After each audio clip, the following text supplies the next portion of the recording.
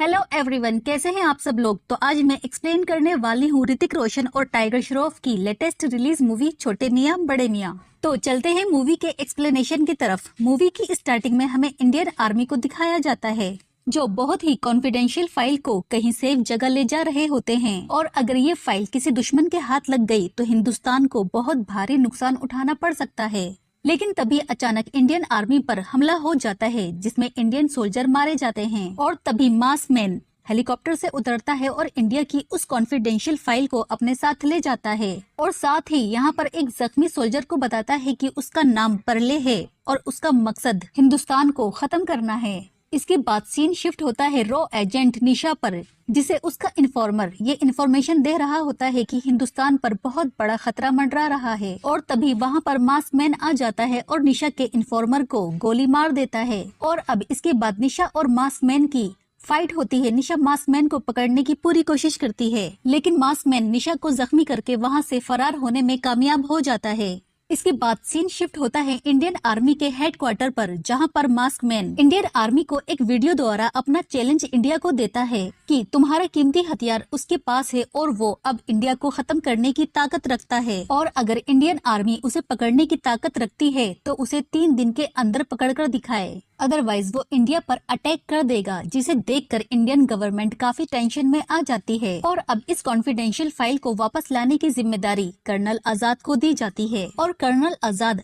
अपने 2 officer Freddy और ready का नाम सजेस्ट करते हैं। इसके बाद सीन शिफ्ट होता है 8 साल पहले की स्टोरी अफगानिस्तान पर, जहां पर फ्रेडी और रॉकी एक मिशन पर होते हैं जिसका नाम होता है बड़े मियाँ छोटे मियाँ। और इस मिशन में इंडियन एम्बेसडर और उनकी फैमिली को आतंकवादियों ने किडनैप कर लिया था, और यहाँ पर फ्रेडी और रॉकी ने एम्बेसडर और उनकी फैमिली को रेस्क्यू किया था। लेकिन कुछ रूल फॉलो न करने की वजह से इन दोनों को आर्मी से बाहर निकाल दिया गया था। इसके बाद कर्नल आजाद इन दोनों को वापस लाने की जिम्मेदारी निशा को देते हैं, और निशा को कैसे भी करके इन दोनों को वापस लाना ही होगा। अब सीन शिफ्ट होता है रॉकी पर, जो कि एक फायर ब्रिगेड कंपनी में काम करता है। निशा कबीर को मनाने की कोशिश करती है और उसे मिशन के बारे में बताती है, लेकिन बहुत मना करने के बाद रॉकी मान ही जाता है। अब ये दोनों मिलकर फ्रेडी को मनाने के लिए जाते हैं, लेकिन यहाँ पर फ्रेडी उनकी एक नहीं सुनता और ये कहकर मना कर देता है कि आर्मी से इतनी ज्यादा बेइज्जती होने के बाद वो दोबारा आर्मी में नहीं जाएगा। इसके बाद रॉकी और निशा को ये इन्फॉर्मेशन मिलती है कि वो फाइल अब लंदन पहुँच चुकी है, और ये इन्फॉर्मेशन मिलते ही दोनों ही फौरन लंदन के लिए निकल जाते हैं, जहां पर उनकी मुलाकात पम्मी से होती है। पम्मी बहुत ही बड़ी हैकर होती है। पम्मी इन दोनों को अपनी टीम से मिलाती है, जहां पर उन्हें पता लगता है कि उन्होंने उस फाइल को मेट्रो के नीचे एक सुरंग बनाकर बहुत ही स्ट्रिक्ट सिक्योरिटी में रखा है, जहाँ पर कोई परिंदा भी पर नहीं मार सकता। इसके बाद रॉकी उस सुरंग में जाने का प्लान बनाता है, और वो कैसे न कैसे करके वहाँ तक पहुँच जाता है, जहाँ पर उसकी फाइट दुश्मनों से होती है, और रॉकी एक एक करके सबको मारता चला जाता है। लेकिन लास्ट में दुश्मन रॉकी पर भारी पड़ने लगते हैं और रॉकी को पकड़ लेते हैं। तभी वहाँ पर धमाकेदार एंट्री होती है फ्रेडी की, और अब ये दोनों मिलकर दुश्मन को मार गिराते हैं। लेकिन यहाँ पर उन्हें वो फाइल तो नहीं मिलती, लेकिन मास्क मैन ने यहाँ पर एक प्रिया नाम की लड़की को कैद कर रखा था। प्रिया फ्रेडी और रेडी को बताती है कि उसने इंडियन गवर्नमेंट की परमिशन से करण नाम की एक शील्ड का डिस्कवर किया था, जिसकी स्पेशलिटी ये थी कि कोई भी दुश्मन देश अगर इंडिया पर मिसाइल से हमला करता है तो वो शील्ड उस मिसाइल को हवा में ही डिस्ट्रॉय कर देगी। लेकिन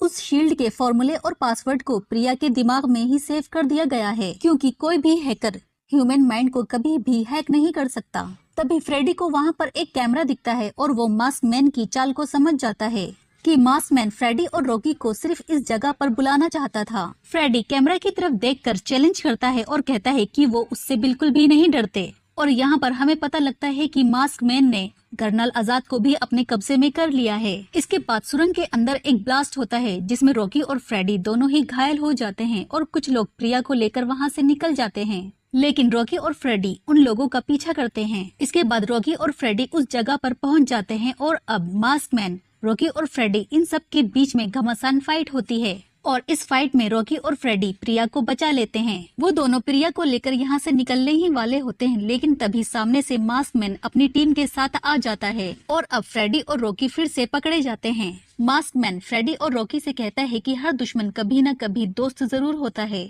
इसके बाद मास्क मैन अपने चेहरे से मास्क हटाता है, जिसे देखकर रॉकी और फ्रेडी दोनों ही शॉक्ड रह जाते हैं, क्योंकि वो और कोई नहीं बल्कि उन्हीं का दोस्त कबीर होता है। और अब उनकी बैक स्टोरी दिखाई जाती है, जहाँ पर हम देखते हैं कि कबीर भी एक आर्मी ऑफिसर होता है और उसने आर्मी के लिए क्लोन तैयार किए थे जो सोल्जर की जगह दुश्मनों से लड़ सकते थे, लेकिन आर्मी ने कबीर के इस इन्वेंशन को रिजेक्ट कर दिया था, ये कहकर कि अगर ये क्लोन दुश्मन के हाथ लग जाएगा तो इसका मिसयूज हो सकता है और इसका भारी नुकसान इंडिया को उठाना पड़ सकता है। अब इस बात को सुनकर कबीर बहुत ज्यादा गुस्सा हो जाता है, क्योंकि उसकी 15 साल की मेहनत कुछ ही मिनटों में मिट्टी में मिल गई थी। अब कबीर के मन में इंडियन आर्मी से बदला लेने की भावना पैदा हो गई थी। कबीर अपनी लैब में जाकर अपने साथियों को ऑर्डर देता है कि वो ये क्लोन बनाते रहें और वो ये क्लोन दुश्मन देश को बेचेगा और इंडिया को बर्बाद करेगा। लेकिन यहाँ पर उसी की टीम की मेंबर प्रिया ये इन्फॉर्मेशन कर्नल आजाद को दे देती है और कर्नल आजाद उसकी लैब को तबाह करने का काम रॉकी और फ्रेडी को दे देते हैं। लेकिन यहाँ पर रॉकी और फ्रेडी भी रूल्स को फॉलो नहीं करते और कबीर को जान से मार देते हैं, जबकि उन दोनों को ये ऑर्डर था कि कबीर को जिंदा पकड़ना है। और अब कबीर को जान से मारने की वजह से इन दोनों को ही कोर्ट मार्शल कर दिया जाता है। अब सीन शिफ्ट होता है प्रेजेंट में, जहाँ पर कबीर रॉकी और फ्रेडी को बताता है कि उन्होंने लैब में उसे नहीं बल्कि उसके क्लोन को मारा था और अब कबीर ने रॉकी और फ्रेडी का भी क्लोन बना लिया है। इसके बाद कबीर कर्नल आजाद को गोली मारकर और प्रिया को अपने साथ लेकर वहां से चला जाता है और यहाँ पर रॉकी और फ्रेडी कुछ नहीं कर पाए, क्योंकि वो दोनों जंजीरों में जकड़े हुए होते हैं। अब यहाँ पर पम्मी आती है और इन दोनों की जंजीरें खोल देती है। रॉकी और फ्रेडी कर्नल आजाद की बॉडी को लेकर इंडिया आ जाते हैं। इंडिया आने के बाद ये सभी कबीर से बदला लेने का प्लान बनाते हैं और अगर इन्होंने कबीर को अभी नहीं पकड़ा तो कबीर उस कॉन्फिडेंशियल फाइल के जरिए जो कि उसी के पास है इंडिया को बर्बाद कर देगा। रॉकी और फ्रेडी अपने सुपीरियर ऑफिसर की परमिशन लेकर कबीर के अड्डे पर चले जाते हैं, जहां पर उनका सामना अपने ही क्लोन से होता है। लेकिन वो क्लोन इतने ज्यादा ताकतवर होते हैं कि उनके ऊपर किसी भी चीज का असर नहीं होता। इसके बाद रॉकी और फ्रेडी एक प्लान बनाकर दोनों क्लोन के अंदर विस्फोट कर देते हैं और दूसरी तरफ कबीर प्रिया के दिमाग से वो पासवर्ड निकाल लेता है और इंडिया को प्रोटेक्ट कर रही करंट शील्ड को ऑफ कर देता है और इंडिया की तरफ बहुत सारी मिसाइल्स छोड़ देता है। तभी यहाँ पर रॉकी और फ्रेडी आ जाते हैं और यहाँ पर फिर से इन सब के बीच में फाइट होती है, जहाँ पर रॉकी और फ्रेडी कबीर को हरा देते हैं। इसके बाद ये दोनों इंडिया की तरफ बढ़ रहे मिसाइल्स को रोकने के लिए पासवर्ड डालते हैं, लेकिन यहाँ पर पता लगता है कि कबीर ने पासवर्ड चेंज कर दिया है और अब मिसाइल्स इंडिया की तरफ बढ़ते चले जा रहे हैं। रॉकी फिर से पासवर्ड ट्राई करता है, लेकिन अब लास्ट चांस है।